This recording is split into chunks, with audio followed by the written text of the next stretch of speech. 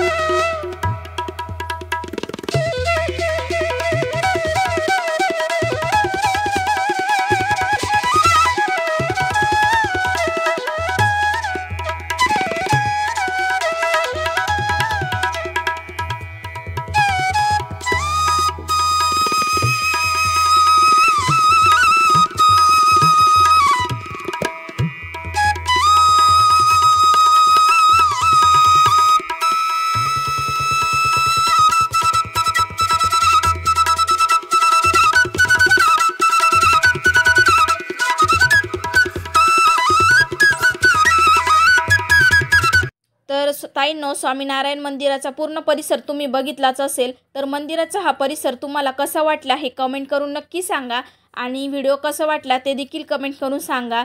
तुम्हाला आता इथून पुढे कोणत्या प्रकारचे व्हिडिओ बघायला आवडतील हे देखील मला कमेंट करत जा। तशा प्रकारचे व्हिडिओ मी तुमच्यासमोर सादर करत। चला मग पुन्हा भेटू उद्याच्याच नवीन आणि छान अशा व्हिडिओसोबत। तोपर्यंत बाय बाय। आणि हो, तुम्ही मला इंस्टाग्रामवर देखील फॉलो करू शकता। सुरेखा व्लॉग या नावाने माझा इंस्टा आयडी आहे, तर तिथेही मला फॉलो करा। माझे व्हिडिओ आवडत असतील तर व्हिडिओला लाईक करा, शेअर करा आणि चॅनलवर नवीन असतात सबस्क्राईब नक्की करा। चला पुन्हा भेटू उद्याच्याच नवीन आणि छान अशा गावाकडच्या व्हिडिओसोबत। तोपर्यंत बाय बाय।